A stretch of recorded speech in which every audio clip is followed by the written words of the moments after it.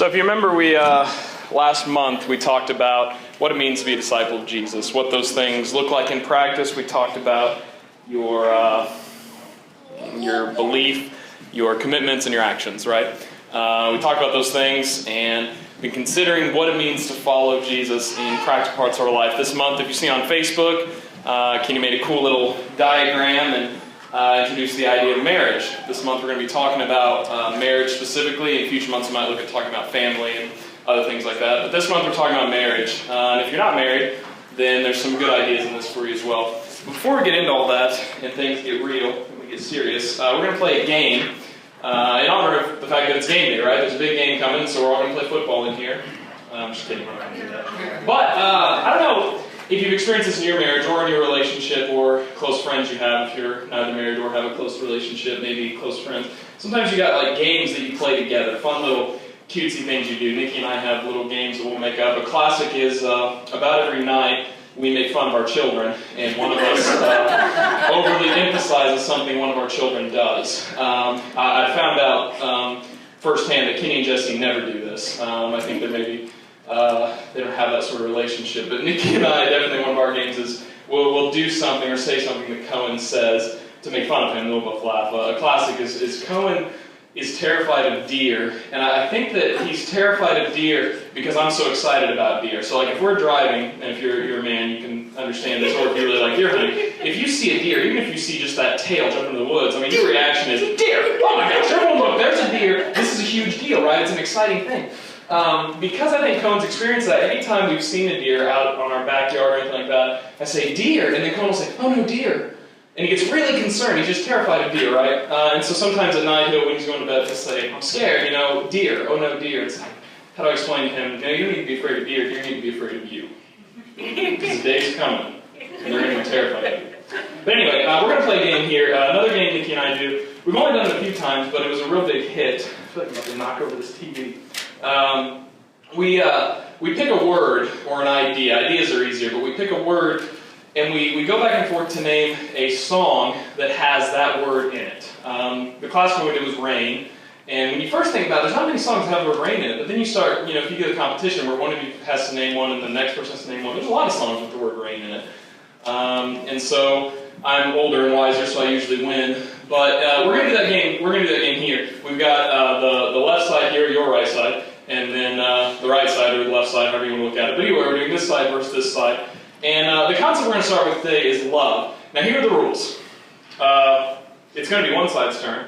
You guys have to yell out a song that has the word love in it. Very simple. But then you guys have to next give a song that has the word love in it. And kind of a caveat or a weird rule is that if you name a song that the majority of us in this room don't know, then you have to sing a few measures of it. That rarely happens, but sometimes I would name songs that Nikki doesn't know, so you kind of have to sing a little bit of it to get it going. So we're gonna play this game really quick, kind of loosen us up, get in the spirit of game day. We'll start with this side because there's more people and they look like they're more full of love. So this side over here, first person that thinks yell a song that has the word love in it. Go. Love lifted me. Love lifted me. Good. Okay. Yeah. Great. That's good. That's a hymn. Okay. This side. Go. Jesus loves me. Jesus loves me. Good. And this isn't wrong. They don't have to be Christian songs. You can name. I mean, if we wanted to make that more challenging, we could. I don't even know if that'd be more challenging though, because almost every Christian song has the word love in it. But any song goes. Okay, it's this side's turn. All you need is love. All you need is love. The Beatles, right? Yeah. All right, there you go. Love divine, all love's excelling. Oh, you're gonna have to sing it. Love now. Just kidding. She's got your back. Yeah, that's good. Okay. And this side.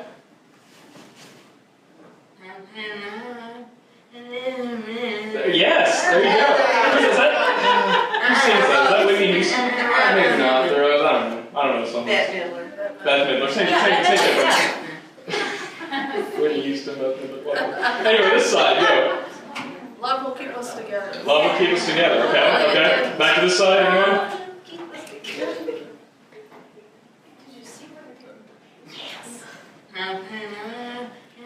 Okay, yeah, we got that one. We got another song? Help, Nick. You know a lot of songs about love. Come on. You're killing me. Love is supreme. Okay, good. One more from this side. I feel like I need to be in coffee. I love tea. I love jam and jam and it loves me. That's good. That's man, you might win just for that one. I don't even know what that is. You guys got one more? I can't get Bon Jovi out of my mind right now. If anyone can name a Bon Jovi song that has love in it, then you're my hero.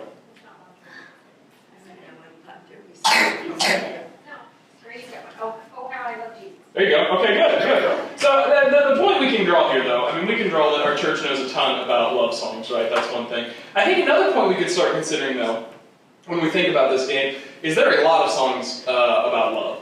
And I think if we had more time to think about it, if you guys maybe had some preparation or if we had some Facebook thread, I bet we could just list songs about love for the next 20 years.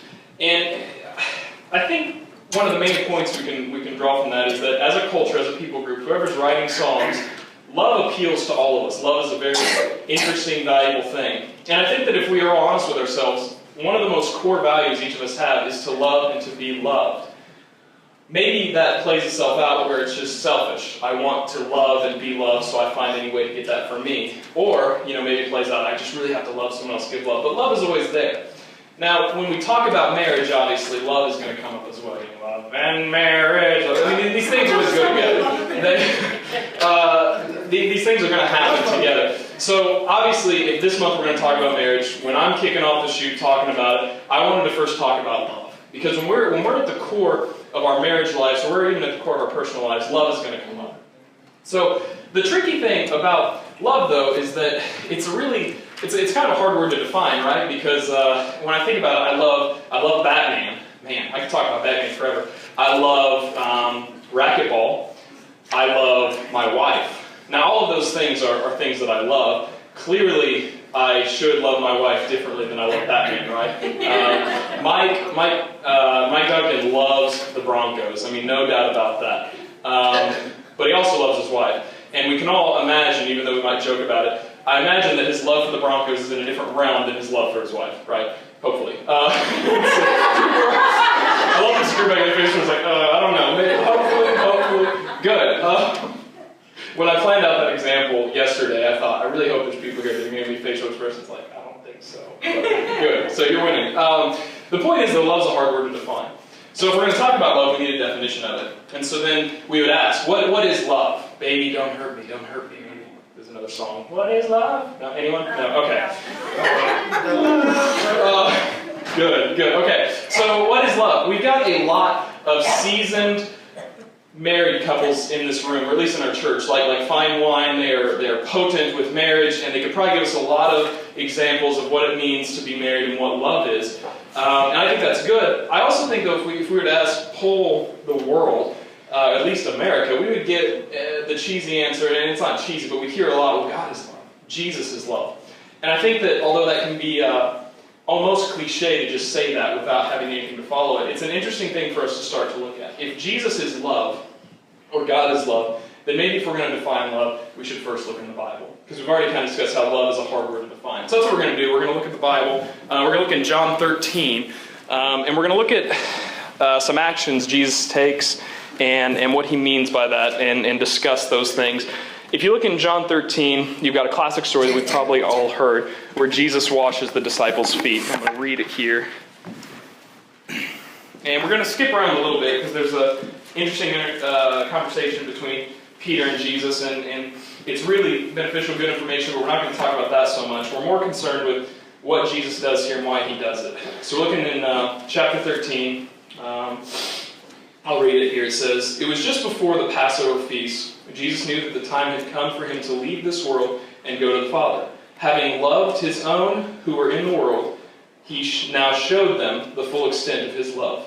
The evening meal was being served, and the devil had already prompted Judas Iscariot, son of Simon, to betray Jesus. Jesus knew that the Father had put all things under his power, and that he had come from God, and was returning to God. So he got up from the meal, took off his outer clothing, and wrapped a towel around his waist. After that, he poured water into a basin and began to wash the disciples' feet, drying them with the towel that was wrapped around him." Let's go ahead and keep reading. Jesus explains his actions here. Let's read that, and then we'll go ahead and talk about it. When he had finished washing their feet, we're down to verse 12 now, When Jesus had finished washing their feet, he put on his clothes and returned to his place. Do you understand what I have done for you, he asked. You call me teacher and Lord, and rightly so, for this is what I am. Now that your Lord and teacher have washed your feet, you also should wash one another's feet. I have set you an example that you should do as I have done for you. I tell you the truth, no servant is greater than his master, nor is a messenger greater than the one who sent him. Now that you know these things, you will be blessed if you do them. So if you've heard this story before, you ever heard someone talk about it, you've heard of the ridiculousness of what Jesus has done here. Let me capture that a little bit for our ears. If someone does something lowly in our society, sometimes depending on where we're at in our society, we might think more lowly of them. But you have that frequently in our society. A lot of people aren't 100% classified by the actions they take. You can have a owner of a ranch doing the lowliest parts of the ranch, and you don't think of him any less of the owner, right? In Jesus' day, in their culture, they had honor and shame that valued everything they did. So for someone to do a less honorable action communicated that they are losing their honor. And so when they would call him teacher and Lord, that is a very high honorable thing. And so for Jesus to take off his clothes, get down into his skivvies as they were, and then wrap a towel around him and wash the disciples' feet, he was doing this really lowly servant task. And so it would have been shocking to the disciples, almost offensive. And if you read what we're skipping here, Paul's interaction with Jesus, Peter's offended. He said, all right, don't wash my feet. Hold on, you can't do this. And so that's where the disciples are. Jesus is doing this. But then, how does John explain this action in the verse? John explains Jesus did this because he loved them, and he wanted to show them the extent of his love. And so then he served them. And then how does Jesus explain his actions? He says, no servant is greater than his master. No messenger is greater than the one that's being sent. You should do this as well. And so we have a picture of love here. The whole story is encapsulated in this idea of love. And then Jesus takes this action. But not only does he take the action, but he explains it to us so we don't have to kind of interpret it, right? And so what is the action here? Jesus sacrifices his position as Lord and teacher. He sacrifices that all of a sudden he's now the lowest person amongst them. He sacrifices his image, which is a huge deal. And even our culture, that's a really big deal. You don't want people to think that you're less than you are, right? We've got that pride going about us. And then he also, eventually Jesus, you know the story, he sacrificed his life. He gives absolutely everything. Because, what does the verse say? Other verse in John says, because he loved the world, he gave his life. He gave his only begotten Son, talking about God. And so we see this picture of love as being what? What are we seeing? A sacrifice, right? I would say that if we're going to define love, we're going to start here at the core. What is love, and what is the core factor of marriage, which is love? It is commitment and sacrifice. And so then that gives us a measuring stick all of a sudden. Now we have a way to measure our love, our relationship with each other. Now I can measure Mike's love for the Broncos versus love for Pam. I can measure that. I can say, okay, well, where is Mike's commitment to the Broncos and the sacrifice he makes for that versus where is his commitment to his wife or his family and the sacrifice he makes for that? Clearly he makes sacrifices for both. I don't know of a ton of people who would just blatantly wear a Broncos tie all the time. At least I do. But they're there, right? He's got a Broncos phone cover. He's all about that, right? There's some sacrifices being made, both emotionally, mentally, financially. Sacrifices being made there, but they just fail in comparison to the sacrifices he makes for his wife. The same thing when I think about my life. I think, okay, I love Batman. I buy Cohen Batman toys. I read Batman comics. If I had more money and could justify it, I'd buy a lot of Batman comics. There's some sacrifices I'll make for Batman. New Batman movie comes out, I'm going to be there. I'll stay up all night waiting for it to come. I love Batman so much, I'll be the only guy in church talking about it, even though everyone thinks I'm lame, right? This is a big deal to me. But that all fails in comparison to how much I love my wife. And we can see that by the commitment I make and the sacrifices I make for that. And so when we begin to think about this in the light of Jesus, we say, okay, how is Jesus committed to us and what sacrifices does he make? And clearly he sacrifices everything. We see that. He washes the disciples' feet. Later he goes, he gives his life for us. And so then we want to turn that just to specifically talking about marriage. And this is where it gets real. Maybe some people might get a little uncomfortable, or maybe the Lord's going to be speaking to you and you will start thinking about these things. As a man, for me personally, it's really difficult when I start considering what sacrifices do I make in life for the things that I value? What commitments do I have in life and what sacrifice do I make? And sometimes I might find, if I'm being really, really honest with myself, that that day or that week I've made more sacrifices for my job or racquetball or for my desire to be able to lift really heavy things. I make more sacrifices for those things than for my wife, for my family. And then I have to really think to myself, okay, does that mean I love those things more? Maybe not. Maybe if I continue in those actions, it would show that. But when we start considering where our commitments are, and then the sacrifice we make for those things, we can start measuring what our love looks like. And in marriage, that becomes very important very quickly because we have, in our culture, one of our most valuable commodities, which is time. And you hear a lot of people when they talk about marriage, they talk about love, they say you spell it T-I-M-E. And you might have heard that before. But then again, when I start thinking about my life, where do I spend most of my time? Which is a huge sacrifice for me, right? When I have the options to give up things, to spend time with my wife, or to just be alone with Nikki, am I sacrificing those things so that I can do other things like go play racquetball or sit and watch an episode of CSI late at night because CSI is one of the best shows that's ever been made. And that's where it gets a little real, and we have to start thinking about these things. And maybe as you're hearing me talk about these things, you get a little uncomfortable, you think, don't tell me how to live my life. You don't know me, you don't know my family, you don't know. Get out of here. And that's fine. Maybe that's, that happens.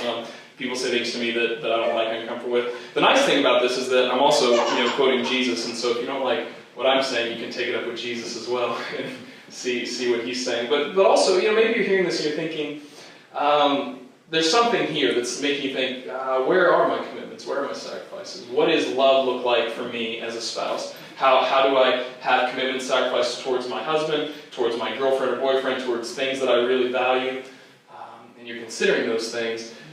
I would say if you're considering those things at all, that Jesus is in this room and the Lord's moving, and there are things we should think about. And it's really easy during times like this. I just came from a conference earlier this week where some guys said some really passionate, exciting things that really got me thinking. And I know that as the week progressed, Monday seems like a year ago, because just you get so busy, right? Get so many things going on. And in light of all the business that might happen today anyway, with eating food and the rituals of watching sports, if there's anything we're thinking about with love and marriage right now, we definitely don't want to miss it because we get busy later. Just as the Lord's working in our life right now, the flesh, evil, all these different things, the patterns of this world, those things are working against us to forget these things. So what we're going to do right now to kind of combat that, but also to have a takeaway from this, not so it's just me saying really boring, really exciting words to you. If we would have had bulletins, they'd be in the bulletin, but we don't have that. I think I put those up here. We've got these papers here. I'm going to pass these out. I'm going to play a little bit of music. Probably take about 2 minutes to do this. And actually, Ben, you want to start passing these out then instead? Then we got pens too. It's nice to be a part of the youth group, isn't it? You get to do everything I tell you to do. Thank you. I appreciate that. When you get these papers, you'll see that across the top of them, if you need a pen, they're there as well. If you have a writing utensil, you should probably use your own because we are very short on writing utensils. But you'll see at the top of this, it simply says commitments and sacrifice. It's very simple. And I think that defining love in this way and defining our action this way is essential for us to consider as men, how we're husbands, as wife, or as women, how we're wives. And then later on, we'll be considering the same things when we look at our children, we look at even when we talk about our jobs or our hobbies. All these things are important. So if you're not married, these things still hit home. You can consider, how do I spend my time? What commitments do I have? But if you're married, the main thing we want to consider right now, that's the commitment. The commitment is marriage. So that's what we're talking about. If not, you can think of another commitment in your life, maybe your job or maybe a relationship that you have, boyfriend, girlfriend, something like that that's a place in your life that you value. What we're going to do is we're going to take some time here and list 2 or 3 things, ways that you can sacrifice for your spouse. Let's not get into the realm of things you have done, because that can either get really encouraging and get to kind of a prideful place where you think, man, I'm a really great husband. Forget about it, Or you can get, I do that a lot. Or you can get in a place where you're like, golly, I am a terrible spouse. We don't want that. No. We're gonna say, because we're new creations in Christ, because Christ has saved us and transformed us, we're not going to look at where we have been. We're going to look at this next week. How are we going to make sacrifices for what we love? And in this case, we're still going to be talking about marriage or anything else, maybe a relationship with your parents or any of that. But we're going to play some music here, take about 2 or 3 minutes to do that, and write down some specific tasks, some things that you can think about that would show your love through the sacrifice you made. Maybe that looks like, I'll give you a few examples because these things can be a little abstract sometimes. Maybe as your husband, does the classic David move where you take off your clothes and have, even though there's a laundry basket in the house, your clothes go next to the laundry basket because, God forbid, you put the clothes in the laundry basket. That's not where they go. They go in the pile you've made, right? That's what I do. Maybe then, if your husband does that, the sacrifice you're making this week is you're going to pick up his clothes instead of just be really angry about it and maybe nag and say something. You're going to take his clothes and you're going to put them in the hamper. Because you love him, you're going to make a sacrifice. Or maybe, you're going to work that in reverse. As a husband, you're going to say, this week I'm going to put my clothes in the hamper. These things don't have to be that trite, but that's kind of get your mind thinking. What are some sacrifices that we can be taking this week as we're talking about love and being committed to our spouse? I'm going to play some music.